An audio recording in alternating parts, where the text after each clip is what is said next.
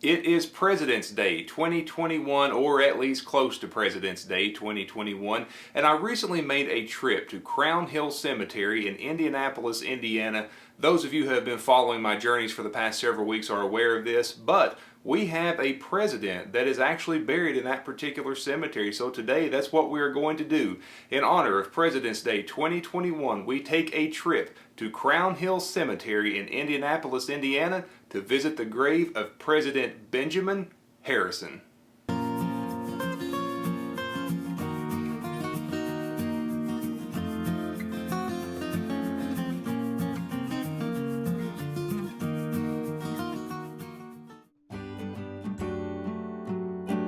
Born on a farm in North Bend, Ohio, Benjamin Harrison was the next successor in a long line of patriots. His grandfather was President William Henry Harrison, and his great-grandfather was Benjamin Harrison V, signer of the Declaration of Independence. He came from a distinguished family, but they were not necessarily wealthy.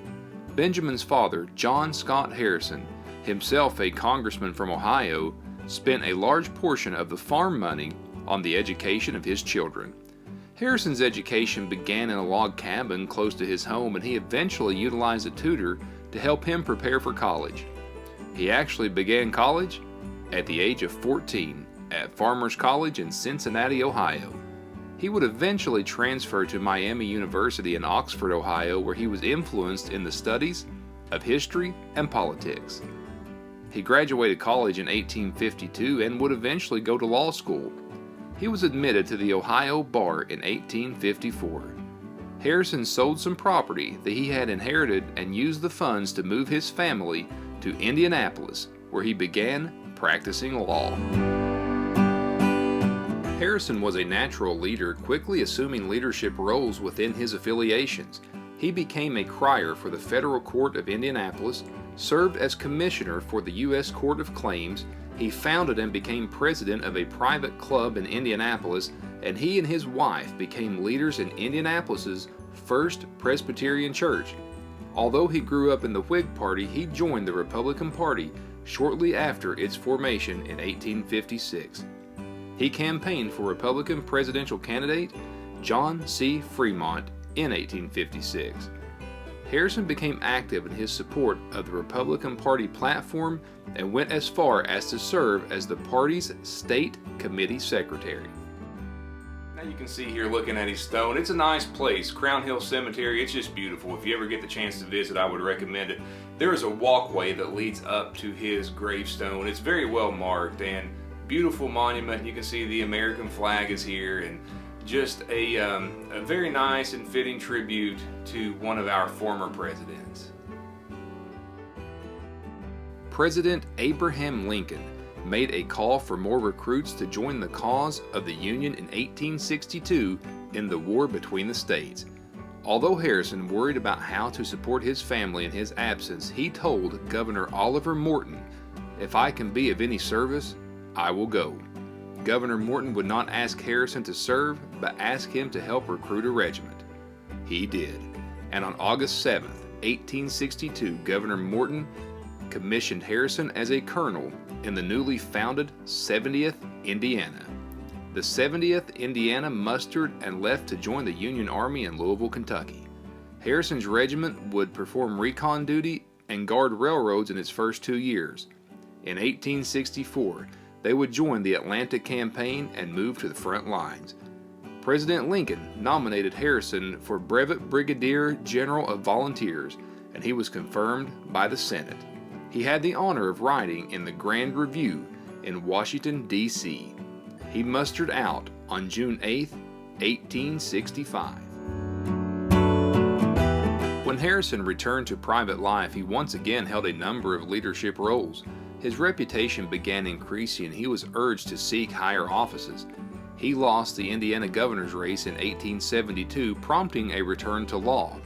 When the Republican nominee dropped out of the governor's race in 1876, Harrison once again sought the nomination. He was defeated. Harrison led the Indiana delegation to the Republican National Convention in 1880. When Republicans took control of the state legislature, Harrison was elected to the United States Senate where he served from March 4, 1881 to March 3, 1887. Although he was far from the Republican frontrunner for the presidential nomination in 1888, he made his move towards the office. In the back-and-forth process of securing the Republican nomination, Harrison placed fifth on the first ballot. After political wrangling for all those involved, Harrison was eventually nominated by the Republican Party for president on the 8th ballot. He chose Levi Morton of New York as his running mate. Harrison would face Grover Cleveland, the incumbent. Harrison's campaign was more of a front porch style, and he would host delegations at his Indianapolis home. Harrison would win the Electoral College, lose the popular vote by 90,000 votes, and become president-elect. And yes, there were allegations of irregularities from the election. Now, I didn't really know too much about Benjamin Harrison coming into this video. Now, I am a historian. I love reading about presidential history and the presidents of yesteryear, so, obviously I knew about Benjamin Harrison, but some of the specifics of his accomplishments and such, I didn't really know too much about. I was reading about the election of 1888. That is the election that he was elected president, and it kind of made me smile. He won the Electoral College, lost the popular vote. Now, in this country, that's how you become president. You win the Electoral College. But it's so funny that some of those on his side of things were accused of some polling and voting irregularities. And I thought, it's so funny. Here we are 130 years later, and those allegations are still being thrown around pretty much every election. So that part made me smile. But it is an honor to be visiting the grave of one of our former presidents, Benjamin Harrison. Harrison would become known as the Centennial President, with his inauguration taking place 100 years after the inauguration of George Washington. Harrison was inaugurated on March 4, 1889, with a brief speech unlike the marathon speech given by his grandfather. Harrison would make civil service reform and pensions some of his key issues, and made the Dependent and Disability Pension Act one of his signature policies in 1890. Harrison also signed the Sherman Act into law, limiting the powers of trusts and monopolies.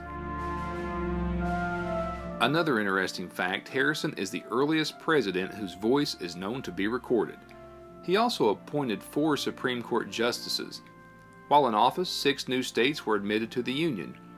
Harrison would not win a second term, losing to Grover Cleveland, whom he defeated 4 years prior. Harrison now has the distinction as the only president whose predecessor and successor was the same person. After leaving office, Harrison still held numerous leadership positions in his affiliations. In February 1901, Harrison developed what was thought to be influenza. His condition kept getting worse and would become pneumonia. President Benjamin Harrison died from pneumonia on March 13, 1901 at age 67 at his home in Indianapolis. His body now rests here at Crown Hill Cemetery in Indianapolis, Indiana. Harrison, who became more popular in his retirement, is said by historians to have had high integrity and honor, with no scandals or questionable behavior during his time in office. He has had several post-death honors, including memorial postage stamps, a statue in Indianapolis, as well as buildings named for him. Fort Harrison State Park in Indiana is named in his honor. And as I am leaving you with some looks at Crown Hill Cemetery, I just want to thank you all for everything, all of the support. 11,000 subscribers, we just crossed that this past week, and that is unbelievable to me that 11,000 people would watch one of my videos and like it well enough to come back for more, so I really appreciate that. A lot more coming from this particular cemetery, Crown Hill Cemetery in Indianapolis, Indiana. It was just unbelievable, the amount of content that I was able to film here and in some of the surrounding areas as well. So I do want to thank you all for joining me on my journeys. I'm also going to leave some links in the description where you can find me. Facebook, Instagram, merchandise. I really appreciate hearing from you all. Please leave me a comment below. I would love to know what you thought about this video. So once again, thank you all for watching. Thank you for visiting with me, the grave of Benjamin Harrison, one of our former presidents, and I will see you again soon.